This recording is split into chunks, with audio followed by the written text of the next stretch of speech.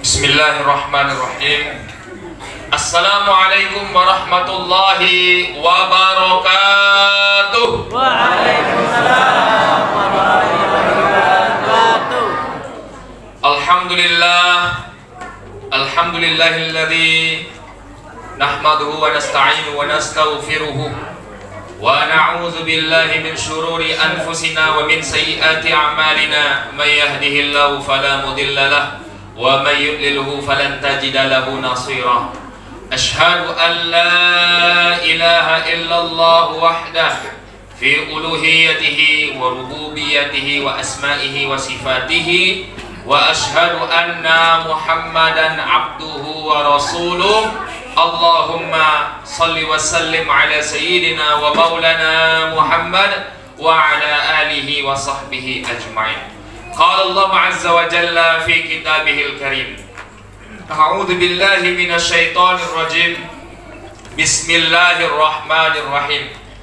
Walau anna ahlal qura amanu wattaqau lafatahna 'alaihim barakatim minas samaa'i wal ardh walakin kadzdzabu fa akhaznahum bima kanu yaksibun. Wa qala Allah ta'ala aidan wa may yattaqillaha yaj'al lahu makhraja wa yarzuqhu min haitsu la yahtasib wa may yatawakkal 'alallah fa huwa hasbuh innallaha balighu amrihi qad ja'alallahu likulli syai'in qadra. Shadaqallahul azim. Bersyukur kita kehadiran Allah Subhanahu wa taala. Alhamdulillah, bapak-bapak, ibu-ibu, kita telah menyelesaikan puasa hari yang ke-6. Yang ke-6. Dan hari ini, malam ini kita tarawih insyaallah malam yang ke-7. Kita berdoa kepada Allah, bermohon pada Allah, mudah-mudahan Allah berikan kita selalu kesehatan, mudah-mudahan Allah berikan di hati kita selalu istiqomah hingga kita nanti bisa menyempurnakan ibadah ini selama 1 bulan penuh. Amin ya rabbal alamin. Kemudian kita doakan juga bapak-bapak kita, ibu-ibu kita tadi yang berinfak, Allah lapangkan rezekinya dan Allah berkahi hidupnya di dunia, dan Allah jadikan beliau-beliau itu menjadi ahlul jannahnya, dan kita juga semuanya Allah mudahkan nanti untuk memberikan rezeki kita ke jalan Allah. Bihaqil Fatihah. A'udzubillahi minasyaitonirrajim. Bismillahirrahmanirrahim. Alhamdulillahirabbil alamin arrahmanir rahim maliki yaumiddin. Iyyaka na'budu wa iyyaka nasta'in. Ihdinas siratal mustaqim. Siratal ladzina an'amta 'alaihim ghairil maghdubi 'alaihim waladdallin. Lalu bersama-sama kita buktikan diri kita sebagai umat Nabi Muhammad dengan menghidupkan sunnah beliau, dan kita sempurnakan dengan memperbanyak sholawat dan salam. Allahumma salli ala sayyidina Muhammad wa ala ali Muhammad. Assalamu alayka ya Rasulullah, assalamu alayka ya Habiballah. Bapak ibu yang berbahagia, malam yang ke-7 ini kita akan membahas tentang amal soleh dan keberkahan hidup. Apa hubungan amal soleh dengan keberkahan hidup? Bapak ibu yang dirahmati Allah, amal soleh ini merupakan satu-satunya teman yang akan menemani kita nanti kalau kita telah dipanggil oleh Allah semuanya. Dalam hadis riwayat Abu Daud dalam kitab Riyadhus Shalihin An-Nawawi, Rasulullah mengatakan yutsba'ul janazah salasah. Jadi kalau udah meninggal kita besok, Pak, Bu, yang mengiringi jenazah kita menuju ke pemakaman, ke kuburan, itu ada 3. Ini perumahan Permata Bunda nih, mana kuburannya, Pak? Jalan Buka jauh ya. Nah, besok meninggal kita, diantar jenazah kita pakai ambulan ke Jalan Buka sana, ke pemakaman. Yutsba'ul janazah salasa, 3 yang mengiringi, yang ngikuti jenazah kita. Yang pertama kata Rasulullah, ahluhu, keluarga.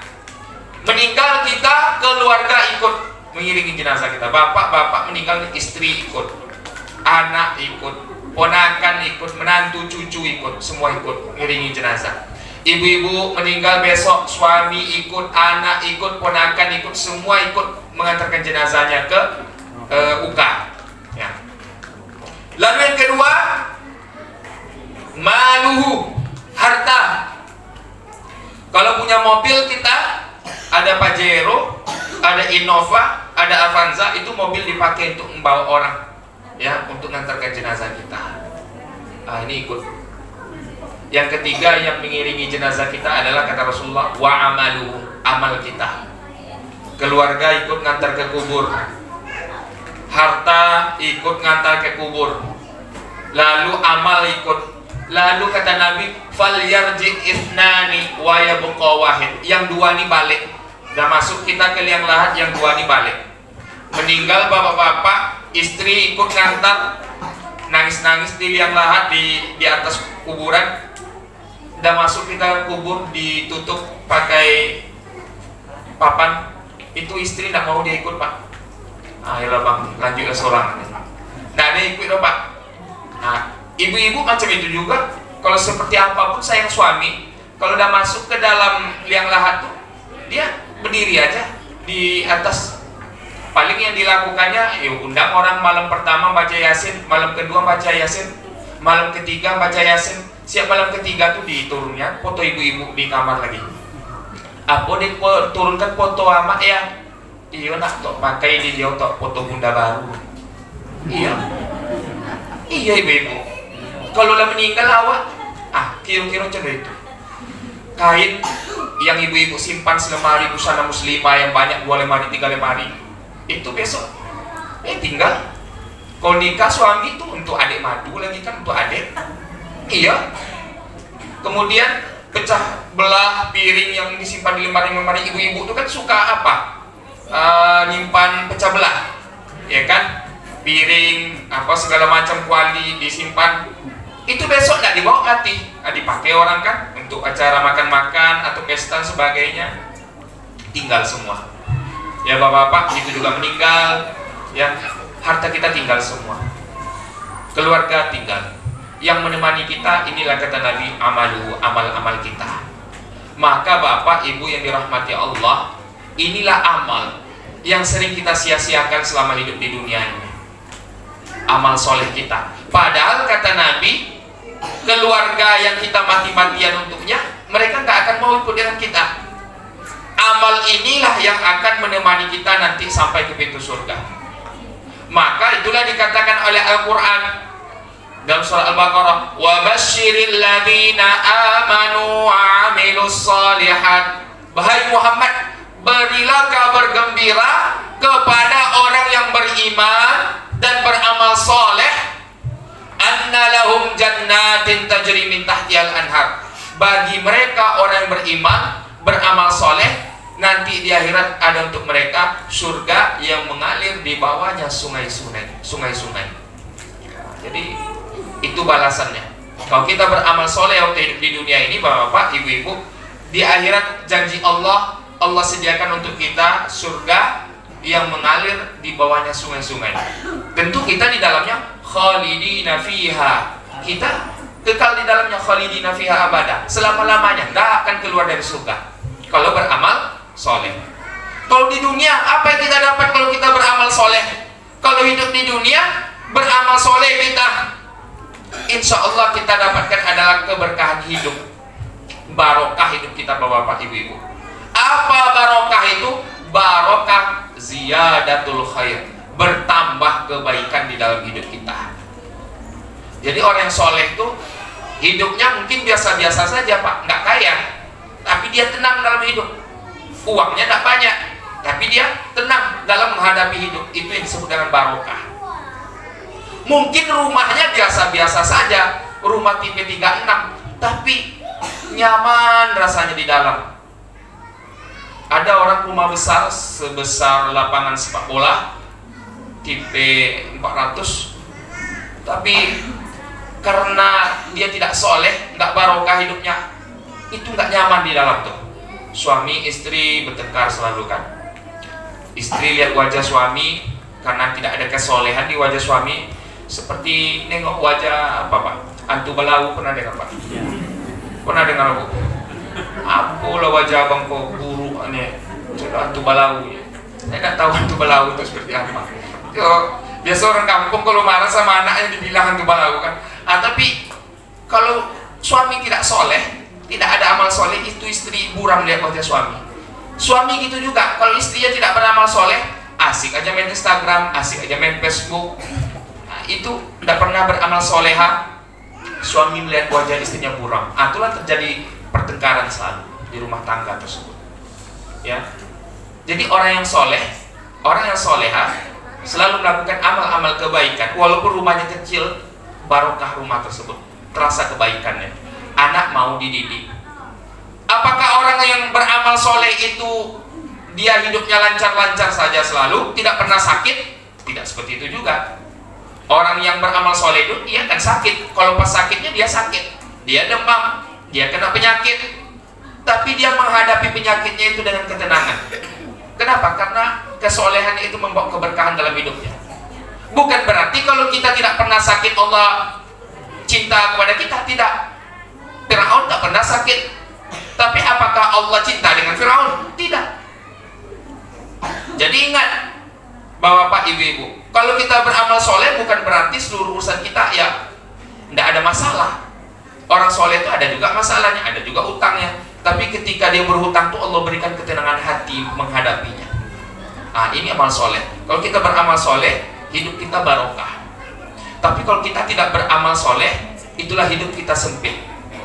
Maka amal soleh itulah yang harus kita giatkan bapak-bapak, ibu-ibu. Ya, di dunia hidup kita barokah, di akhirat nanti Allah mudahkan hisab kita dan Allah masukkan kita ke dalam surganya nanti dengan mudah. Ibu bapak yang dirahmati Allah Subhanahu wa taala. Nah, di dalam surah Al-A'raf yang saya bacakan tadi, Allah berpesan kepada kita tentang amal soleh dengan keberkahan hidup. Apa kata Allah? Walau anna ahlal qura amanu wattaqau. Seandainya penduduk suatu negeri, penduduk suatu kampung, penduduk suatu kota, warga perumahan, amanu wattaqau, beriman mereka kepada Allah, bertakwa mereka pada Allah. Takwa itu apa? Takut pada Allah, dan ia laksanakan rasa takutnya itu dengan memperbanyak amal soleh. Amanu wattaqau la fatahna alaihim barakatim minas sama'i wal ard. Kalau kita beriman lalu kita aplikasikan iman kita itu dengan melakukan amal soleh, melakukan ketakwaan, Allah buka la fatahna alaihim barakatim minas sama'i wal ard. Allah buka untuk kita pintu berkah dari langit dan bumi. Jadi syaratnya beriman kepada Allah, ya, bertakwa pada Allah, lalu aplikasikan dengan amal soleh kita. Nanti Allah bukakan pintu berkah untuk kita dari langit dan bumi. Pintu berkah, keberkahan dari langit dan bumi itu apa? Dari langit Allah turunkan kebaikan untuk kita. Kalau kita mendoa diijabah oleh Allah Subhanahu wa taala. Dari bumi apa? Apapun yang kita usahakan, Allah mudahkan kita dalam bekerja, dalam mencari nafkah dan sebagainya. Ya, kalau kita beriman dan kita aplikasikan iman kita itu dengan ketakwaan kepada Allah. Kemudian dalam ayat lain, dalam surah At-Talaq, Allah juga mengingatkan, wa may yattaqillaha yaj'al lahu makhraja. Siapa yang bertakwa kepada Allah, ya, orang bertakwa ini ya tentu orang yang soleh. Barang siapa yang bertakwa kepada Allah, yaj'al lahu makhraja, Allah akan berikan jalan keluar dari setiap masalahnya. Apapun masalah kita, bapak-bapak, ibu-ibu dalam hidup, Allah akan berikan jalan keluar dari setiap masalah kita. Wa yarzuquhu, dan Allah berikan kita rezeki min haitsu la yahtasib, dari jalan yang kita tidak sangka-sangka. Masya Allah. Jadi bapak, ibu-ibu yang dirahmati Allah, ya, melalui tausiah Ramadan ini, saya mengingatkan kepada kita, ya, karena Ramadan tinggal 23 hari lagi lebih kurang, ya, ayo kita tingkatkan selalu keimanan kita pada Allah. Kita aplikasikan iman kita itu dengan amal-amal soleh, ya. Mudah-mudahan nanti kalau Allah ambil nyawa kita setelah Ramadan ini, dan ini jadi Ramadan terakhir kita telah maksimal beramal soleh.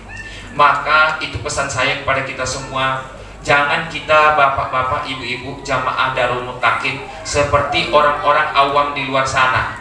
Semakin akhir nanti bulan Ramadan semakin maju sabnya, semakin maju itu kan tak bagus. Kenapa? Berarti tambah kurang, tambah hilang. Ini kebiasaan kaum muslimin di mana-mana setiap Ramadan, setiap tahunnya. Maka saya berharap jamaah Darul Muttaqin tidak seperti itu. Semakin ke ujung Ramadan nanti semakin banyak jamaahnya. Menjelang Lebaran nanti, seminggu menjelang Lebaran, ya, semakin banyak jamaahnya. Bukannya kita jalan-jalan ke Transmart, ke Giant dan sebagainya, tapi kita banyak di masjid ini. Ngapa? Iktikaf kita bersama-sama besok, ibu-ibu, bapak-bapak. Ada iktikaf di sini, Pak? Ada. Nah, masya Allah, ya iktikaf. Bapak-bapak iktikaf. Ya tinggalkan rumah dulu, beriktikaf kita. Kita kan ingin beramal soleh nih, agar dapat keberkahan hidup dan Allah sediakan kita surga di akhirat. Ibu-ibu beriktikaf. Tapi bagi ibu-ibu yang punya suami, minta izin dengan suami kalau mau iktikaf. Karena iktikaf itu sunnah, izin suami itu wajib. Minta izin kepada suami, kecuali kalau tidak punya suami, dan janda, iktikaflah sendiri, nggak perlu minta izin sama siapapun. Kalau anak gadis minta izin dengan kedua orang tua, ya, tertutup tempatnya, terhijab tempatnya, iktikaf kita. Apa yang kita kerjakan ketika iktikaf? Perbanyak sholat sunnah pagi duha kita, kemudian kerjakan sholat sunnah tahiyatul masjid. Kalau kita keluar dari masjid untuk wudhu, masuk lagi tahiyatul masjid. Apalagi sholat sunnah wudhu kita kerjakan. Apalagi masuk waktu sholat fardu, kita kerjakan sholat sunnah rawatib, qobliyah, ba'diyah. Malam siap sholat tarawih, tadarus kita. Silahkan tadarusnya pakai mic ataupun tidak pakai mic, bentuk halakoh. Kita tadarus Al-Quran. Sudah tadarus, tidur, sepertiga malam bangun, sholat malam kita, sholat tahajud. Kata Nabi, afdhalus sholat ba'dal fardhu sholatul lail. Sholat yang paling utama setelah sholat fardu adalah sholat malam. Sholat malam yang dimaksud di sini adalah tahajud. Bangun kita tahajud, siap tahajud, zikir, doa, lalu setelah itu sahur. Setelah sahur, wudhu lagi kita. Setelah wudhu, masuk masjid, sholat sunnah kita, sholat sunnah tahiyatul masjid. Azan orang, siap azan, qobliyah. Siap itu sholat subuh berjamaah. Selesai sholat subuh, ada sholat sunnah ba'diyah ibu? Tidak ada. Nanti jam 6:15 kita sholat sunnah. Sholat sunnah apa? Syuruk kita, sholat sunnah syuruk. Sudah sholat sunnah syuruk, zikir lagi kita. Jam 7 nanti kita sholat sunnah duha. Duha itu kata Nabi sholat sunnah awabin, sholat sunnah orang-orang yang bertaubat. 2 rakaat minimal. Rakaat yang pertama setelah Al-Fatihah baca surat wasyamsi waduhaha. Rakaat yang kedua baca setelah Al-Fatihah surat ad-duha wadduha sampai akhir. Tidak apa surat as-sams, tidak apa surat ad-duha, apa baca surat al-kafirun. Tidak apa surat al-kafirun, baca surat al-ikhlas. Tidak apa al-ikhlas, inna utaina. Tidak apa inna utaina, Al-Fatihah saja. Waladdallin, amin, Allahu Akbar, sah. Kalau memang tidak hafal juga Al-Fatihah, ada usah sholat duha, disolatkan laleh. Kan itu. Jadi bapak-bapak, ibu-ibu yang dirahmati Allah, ayo beramal soleh, ya, dengan memperbanyak sujud, memperbanyak sholat. Kemudian terakhir saya sampaikan, perbanyak sodako, ya. Sodako inilah harta sejati kita. Kalau rumah, barang yang kita miliki itu tinggal semua kalau kita meninggal. Sodako inilah yang akan menemani kita, dan sodako ini bagian dari amal soleh. Jadi kalau ada acara hati ke hati besok bapak-bapak, ibu-ibu yang bawa uang. Tapi kalau tidak bisa, misalnya besar jumlahnya 50, 100, sesuai kemampuan kita kan. Ada 5.000, 5.000, ada 1.000, 1.000. Yang penting kita setiap hari itu usahakan berinfak, karena inilah harta kita yang sebenarnya. Kami di rumah, kami punya celengan, Bu. Saya punya celengan, itu celengan infak. Jadi setiap hari kita berinfak sesuai kemampuan kita, dan 1 bulan kita serahkan ke masjid. Sini ada, Ustaz. Ada di sini, Pak, ya. Alhamdulillah. Ini tabungan akhirat kita, bapak ibu-ibu. Berbanyak sodako. Tapi kalau memang lagi susah kita rasanya, tidak ada uang untuk sodako, berinfak tidak ada, lagi kosong nih, lagi susah keuangan, ada cara sodako yang lain. Apa itu? Tabassamuka fi wajhi akhika laka sodako. Kamu tersenyum jumpa dengan saudaramu, kata Nabi, bagimu itu adalah sodako. Bola oh bos juakan, senyum bos apa-apa, ibu-ibu itu udah sodako tuh Pak. Tapi kalau ndak babiti bakal lemu kok nego orang lekat, itu lah ndak bersodako, tidak dapat pahala sedikit pun. Jadi itu harapan saya kepada kita semua. Ayo kita tingkatkan amal soleh kita maksimalkan amal soleh kita agar hidup kita barokah di dunia dan Allah sediakan untuk kita di akhirat nanti surganya yang seluas langit dan bumi. Bapak Ibu yang berbahagia, karena ini namanya kultum, kuliah 7 menit, ya saya cukuplah sekian dulu karena kita akan tarawih. Kecuali kalau kultum tuh kuliah terserah antum, saya buat panjang-panjang. Tapi karena ini cuma 7 menit, kita cukupkan dulu. Mudah-mudahan apa yang saya sampaikan ini bermanfaat untuk kita semua. Yang benar datangnya dari Allah, yang salah datangnya dari saya sebagai manusia biasa. Pada Allah saya mohon ampun, pada Bapak Ibu saya mohon maaf sebesar-besarnya. Jazakumullah khairan jazak. Wassalamualaikum warahmatullahi wabarakatuh.